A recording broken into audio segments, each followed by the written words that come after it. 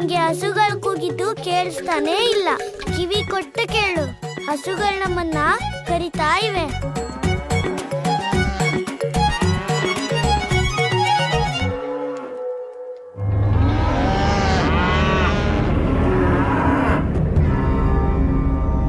ಕೃಷ್ಣ ಸತ್ಯ ಹೇಳ್ತಿದ್ದಾನೆ, ಹಸುಗಳೆಲ್ಲ ಕೂಗ್ತಾ ಇವೆ. ಈ ಎಲ್ಲಾ ಹಸುಗಳು ಯಾಕೆ ಕೂಗ್ತಿವೆ ಕೃಷ್ಣ? ಅಯ್ಯೋ, ಹಸುಗಳ ಕೆಲ್ಸಾನೇ ಕೂಗೋದು. ಅವುಗಳು ಕೂಗ್ತಿರ್ಲಿ, ನೀವು ಪಾಯಸ ತಿನ್ನಿ. ಇಲ್ಲ ಇಲ್ಲ, ಇವತ್ತು ಹಸುಗಳು ಬರೀ ಕೂಗ್ತಾ ಇರೋದಷ್ಟೇ ಅಲ್ಲ, ಜೊತೆಗೆ ನನ್ ಗೆಳೆಯರ್ನ ಬನ್ನಿ ಅಂತ ಕರೀತಾ ಇವೆ. ಕೃಷ್ಣ, ನಿನಗೆ ಹೇಗೋ ಗೊತ್ತು ಹಸುಗಳು ನಮ್ನ ಕರೀತಿದೆ ಅಂತ? ನೀನ್ ಈಗ್ಲೂ ಗಮನ ಕೊಡ್ತಾ ಇಲ್ಲ ದಾಮ. ನೋಡು, ಹಸು ನಿನ್ ಹೆಸರು ಹಿಡಿದು ಕರೀತಾ ಇದೆ, ದಾಮ.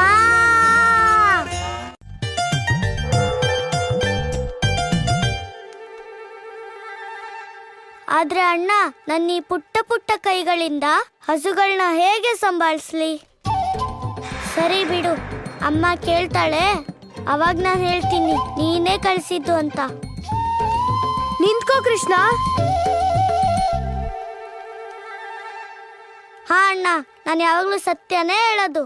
ಕೃಷ್ಣ, ನಂಗ್ ಗೊತ್ತು, ಕಷ್ಟದ ಕೆಲ್ಸನ ನಾವ್ ದೊಡ್ಡೋರೇ ಮಾಡ್ಬೇಕು.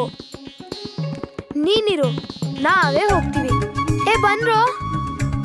ಆದ್ರೆ ಈ ಪಾಯಸ? ಕೃಷ್ಣ, ನಾವ್ ಹಿಂತಿರುಗ್ ಬರೋವರೆಗೂ ನೀನ್ ಪಾಯಸ ತಿಂದಿರ್ಬಾರ್ದು. ಅರೆ ಮಕ್ಳೇ, ನನ್ ಮಾತ್ ಕೇಳಿ, ಈ ಪಾಯಸ ತಿಂದೋಗಿ. ನನ್ ಮಾತ್ ಕೇಳಿ, ಮೊದ್ಲು ಪಾಯಸ ತಿನ್ನಿ, ಆಮೇಲೆ ಎಲ್ ಬೇಕಾದ್ರೂ ಹೋಗಿ. ಇಷ್ಟು ರುಚಿಯಾಗಿರೋ ಖೀರ್ ತಿನ್ನಕ್ಕೆ ತುಂಬಾ ಹೊತ್ತು ನನ್ ಕೈಯಿಂದ ಕಾಯಕ್ಕಾಗೋದಿಲ್ಲ ಅಣ್ಣ.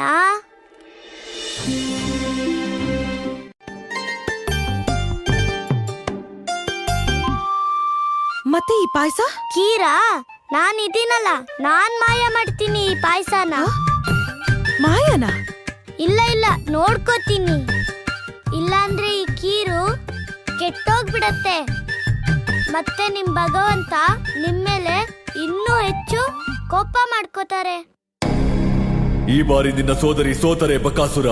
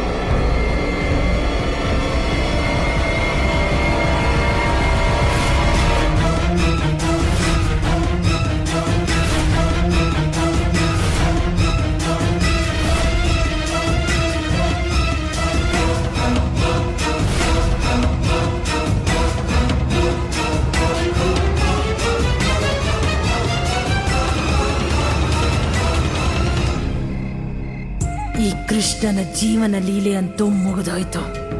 ಈಗ ಈ 3 ಗೆಳೆಯರ ಸರದಿ.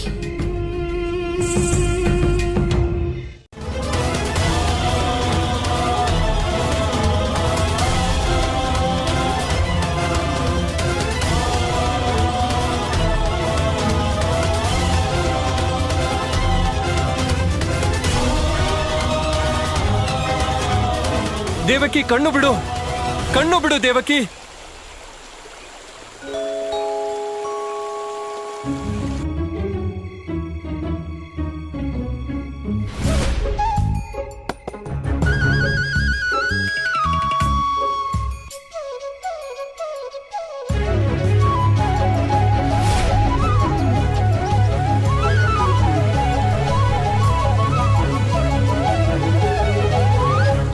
ಮಹಾರಾಜ, ಈ ಹಣ್ಣು ಸತ್ಯವಾಗಿಯೂ ಬಹಳ ಅಪರೂಪದ್ದು.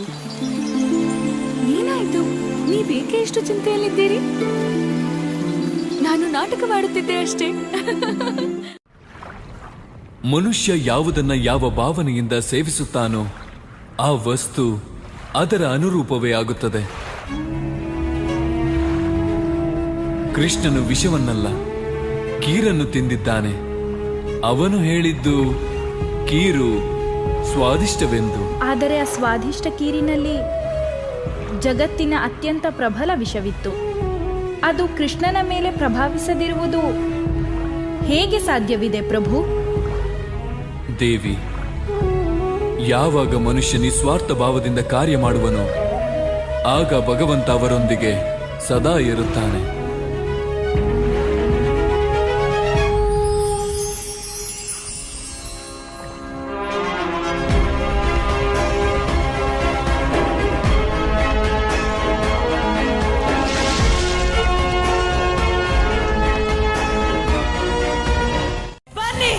ನಿಮ್ಮ ವಿಷದ ಶಕ್ತಿನ ಸಾಬೀತುಪಡಿಸಿ. ಕಚ್ಚಿ ಬನ್ನಿ, ನನ್ನನ್ನು ಕಚ್ಚಿ.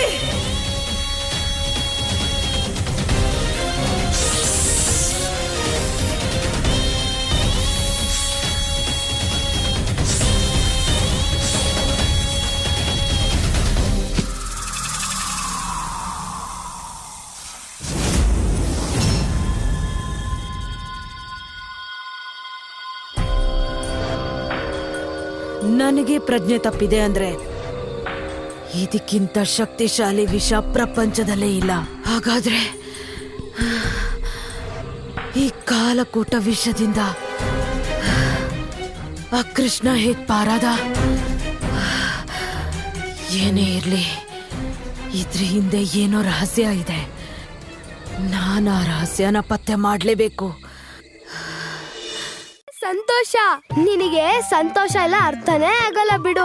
ಅಣ್ಣ, ನಿನ್ ಜೊತೆ ಇದ್ದು ಅಲ್ಪ ಸ್ವಲ್ಪ ಬುದ್ಧಿ ನನ್ಗೂ ಬಂದಿದೆ. ಸರಿ ಬಿಡು, ಒಳ್ಳೇದೇ ಆಯ್ತು. ನಿನಗೆ ನಿಮ್ಮಣ್ಣ ಎಷ್ಟು ಬುದ್ಧಿವಂತ ಅಂತ ಗೊತ್ತಾಯ್ತಲ್ಲ. ಹಾ ಅಣ್ಣ, ನಿನ್ನೆ ನಿನ್ ಮಾತ್ ಕೇಳಿ ಪಾಯಸ ಕುಡಿತಾ ಇದ್ದಿದ್ರೆ ನನ್ ಗೆಳೆಯರು ಕೋಪ ಮಾಡ್ಕೋತಿರ್ಲಿಲ್ಲ. ಆದ್ರೆ ನಾನು ಗೆಳೆಯರ್ಗೋಸ್ಕರನೇ ಪಾಯಸ ಕುಡ್ತಿದ್ದು. ಏನು, ಗೆಳೆಯರ್ಗೋಸ್ಕರನಾ? ಹೌದು ಅಣ್ಣ. ಅಮ್ಮಂಗೆ ಯಾವಾಗ ಸಂತೋಷ ಆಗತ್ ಗೊತ್ತಾ? ಅವಳು ತಂದಿರೋ ಎಲ್ಲ ಬೆಣ್ಣೆನೂ ನಾನೇ ತಿಂದಾಗ. ಕೃಷ್ಣ, ಇದೇ ದೊಡ್ಡ ಸಮಸ್ಯೆ. ನೀನು ಎಲ್ಲಾ ಕೆಲ್ಸನೂ ಮನ್ಸಿಂದ ಮಾಡ್ತೀಯ. ನೋಡು, ನಾನು ನಿನ್ಕಿನ ದೊಡ್ಡವನು, ಬುದ್ಧಿವಂತ. ನಿನ್ನಿಂದ ಏನು ತಪ್ಪಾಗ್ಬಾರ್ದು ಅಂತ ಇದ್ರೆ ನೀನು ಏನೇ ಕೆಲ್ಸ ಮಾಡೋದಿದ್ರು ಈ ಅಣ್ಣನ್ ಕೇಳ್ಬಿಟ್ ಮಾಡು. ಇನ್ನೇ ಸಂಧಾರ ಕಾರ್ಯ ಮಾಡಿಸ್ಕೊಡ್ಬೇಕು. ನಾನು ಒಬ್ನೇ ಅಲ್ಲಿಗೆ ಹೋದ್ಮೇಲೆ ನನ್ನಿಂದ ಏನಾದ್ರೂ ತಪ್ಪಾದ್ರೆ ನಾನು ಲಾಡುಗಳಿಂದಾನೇ ಸಂತೋಷ ಪಡ್ಬೇಕಾಗತ್ತೆ. ಅಣ್ಣ, ನಿನ್ ತಮ್ಮ ಹಸ್ಕೊಂಡಿದ್ರೆ ನಿನ್ಗಿಷ್ಟನಾ? ಈ ಕೃಷ್ಣ ಆಡೋದ್ ನೋಡಿದ್ರೆ ನಾನ್ ಇವನಿಗಣ್ಣನೋ ಅಥವಾ ಇವನೇ ನನಗಣ್ಣನೋ ಒಂದು ಗೊತ್ತಾಗ್ತಾ ಇಲ್ಲ. ಏನ್ ಯೋಚಿಸ್ತಿದ್ಯಾ ಅಣ್ಣ? ನಿಂಗ್ ನಿಜವಾಗ್ಲೂ ಹೋಗೋಕ್ ಇಷ್ಟ ಇಲ್ಲ ಅಂದ್ರೆ ಪರವಾಗಿಲ್ಲ ಬಿಡು. ನಿಂತ್ಕೋ ಕೃಷ್ಣ, ನಾನು ದೊಡ್ಡವನು. ಸಂಧಾನ ಮಾಡ್ಸೋಕೆ ನಾನೇ ಹೋಗ್ತೀನಿ. ಸರಿ ಅಣ್ಣ, ಶುಭ ಕಾರ್ಯಕ್ಕೆ ತಡ ಮಾಡೋದ್ಯಾಕೆ? ಕೃಷ್ಣ, ಬಲರಾಮ, ಎಲ್ಲಿಗೆ ಹೋಗ್ತಾ ಇದ್ದೀರಾ ಇಬ್ರು? ಅಮ್ಮ, ಅಣ್ಣ ನನ್ ಗೆಳೆಯರ ಹತ್ರ ಸಂಧಾನ ಮಾಡ್ಸಕ್ಕೆ ಕರ್ಕೊಂಡೋಗ್ತಿದ್ದಾನೆ.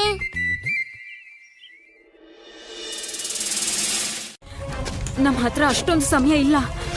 ಮಹಾರಾಜರಿಗೆ ಹೇಳಿ, ಇಂಥ ದುಃಖದ ಸಮಯದಲ್ಲಿ ನಾನು ಅವ್ರ ಜೊತೆ ಇರೋಕ್ಕಾಗ್ತಿಲ್ಲ. ಅದಕ್ಕೆ ನನಗೆ ತುಂಬಾ ನೋವಾಗ್ತಿದೆ. ಆದ್ರೆ ನಾನಿರೋ ತನಕ ಮಹಾರಾಜ ವಸುದೇವ ದೇವಕಿಗೆ ಯಾವ ಅನ್ಯಾಯ ಆಗೋಕ್ಕೂ ಬಿಡಲ್ಲ ನಾನು. ಸರಿ ಮಹಾರಾಣಿ.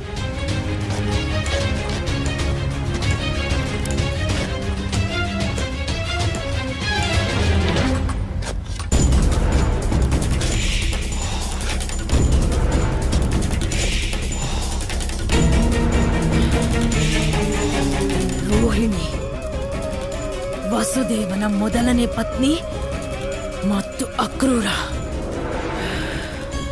ಭಗವಂತ ಕಂಸನ ವಿರುದ್ಧ ಇಷ್ಟು ದೊಡ್ಡ ಷಡ್ಯಂತ್ರ. ನೀನು ಬದುಕಿರೋವರೆಗೂ ಏನು ಅನರ್ಥ ಆಗೋದಕ್ಕೆ ಬಿಡಲ್ಲ.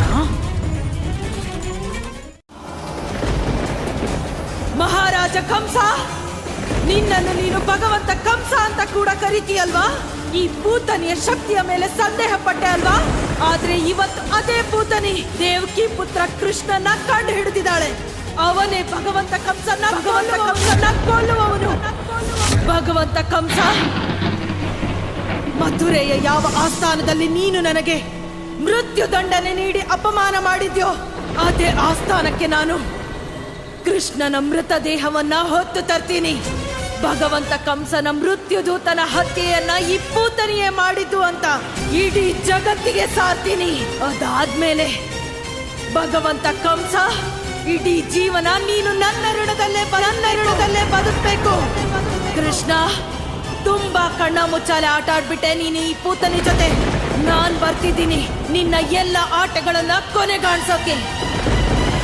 ಆಗ ಅವನಿಗೆ ಸಂಕಟವಾಗುತ್ತಾನೆ.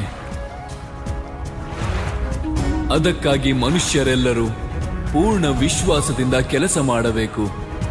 ಆಗಲೇ ತಮ್ಮ ಕಾರ್ಯದಿಂದ ಅವರು ಸಂಕಟದಿಂದ ಮುಕ್ತರಾಗುತ್ತಾರೆ.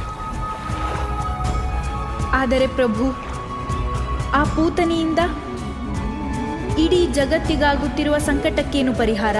ಹೌದು ಪ್ರಭು, ಪೂತನಿ ಕಂಸನ ವಿಶ್ವಾಸ ಪಡೆಯಲು ಇಂದು ಆಕೆ ಅರಿತ ಸತ್ಯವನ್ನು ಎಲ್ಲರಿಗಿಂತ ಮೊದಲು ಕಂಸನಿಗೆ ತಿಳಿಸುತ್ತಾಳೆ. ದೇವರ್ಷಿ, ಕಂಸನಿಗೆ ಪೂತನಿ ಮೇಲೆ ವಿಶ್ವಾಸ ಇತ್ತು. ಆದರೆ ಕಂಸನು ಅವಳ ಮೇಲೆ ಸಂದೇಹ ಪಟ್ಟು ಅವಳ ವಿಶ್ವಾಸಘಾತ ಮಾಡಿದ್ದಾನೆ. ಈಗ ಪೂತನಿ ಈ ಸತ್ಯವನ್ನು ಆಧಾರವಾಗಿರಿಸಿ ಒಂದು ನಿರ್ಧಾರ ಮಾಡುತ್ತಾಳೆ. ಅದರಿಂದ ಪೂರ್ವ ನಿರ್ಧರಿತ ಘಟನೆಗಳೇ ನಡೆಯುತ್ತವೆ. ಪ್ರೀತಿ ಮಾಡ್ತೀರಾ? ಅದು ನನ್ನ ಅಮ್ಮನ್ಗಿಂತಲೂ ಮತ್ತು ಅಣ್ಣನ್ಗಿಂತಲೂ ಅಲ್ವಾ ದೊಡ್ಡಮ್ಮ? ಅದಕ್ಕೆ ನಾನಿವತ್ತು ಅಮ್ಮ ಮಾಡಿರೋ ಬೆಣ್ಣೆ ತಿನ್ನಲ್ಲ, ಆದ್ರೆ ನೀವು ಮಾಡಿರೋ ಲಾಡು ತಿಂತೀನಿ. ಲಾಡುನಾ? ಆದ್ರೆ ನನಗೆ ಲಾಡು ಮಾಡೋದು. ದೊಡ್ಡಮ್ಮ, ನೀವು ನನ್ಗೆ ಸ್ವಲ್ಪ ಸಹಾಯ ಮಾಡ್ಬೇಕಷ್ಟೇ. ಲಾಡು ಮಾಡೋದು ಹೇಗಂತ ನನ್ಗೆ ಹೇಳಿದ್ರೆ ಸಾಕು.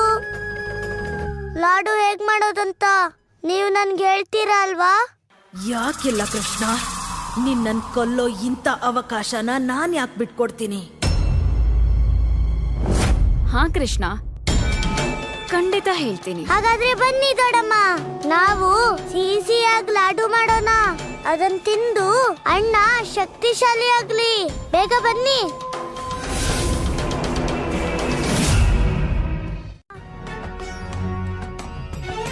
ಕೃಷ್ಣ, ಅಡ್ಗೆ ಮನೇಲಿ ನೀನೇನ್ ಮಾಡ್ತಿದ್ಯಾ? ಬೆಣ್ಣೆ ಇರೋದು ಅಮ್ಮನ ಹತ್ರ ಅಲ್ವಾ? ನಾನ್ ಲಾಡು ಮಾಡ್ತಿದ್ದೀನಿ, ಅದು ನನ್ಗೋಸ್ಕರನೇ. ಲಡ್ಡು ಮತ್ತೆ ಕೃಷ್ಣ, ಈ ಬೆಣ್ಣೆ ಕಳ್ಳಂಗೆ ಬೆಣ್ಣೆಗಿಂತ ಲಡ್ಡು ಹೇಗಿಷ್ಟ ಆಯ್ತು?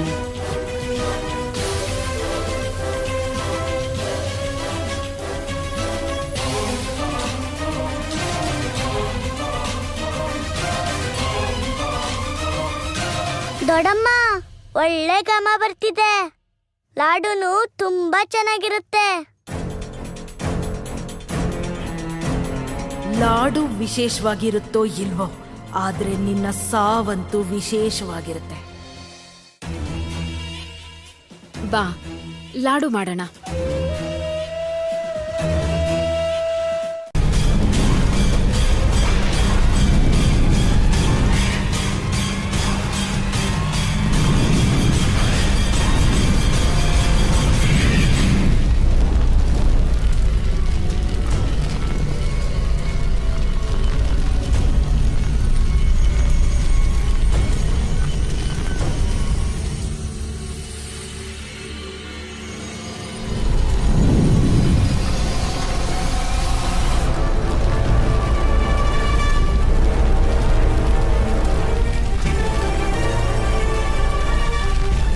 ಇವತ್ತು ಅಶರೀರವಾಣಿ ಸುಳ್ಳಾಯ್ತು. ಭಗವಂತ ಕಂಸನನ್ನು ಕೊಲ್ಲಬೇಕಾಗಿದ್ದವನು ಇಂದು ಸತ್ತ. ಇಂದು ಸತ್ಯವಾಯಿತು, ಈ ಪೂತನಿಗೆ ಯಾವುದೂ ಅಸಂಭವ ಅಲ್ಲ ಅಂತ.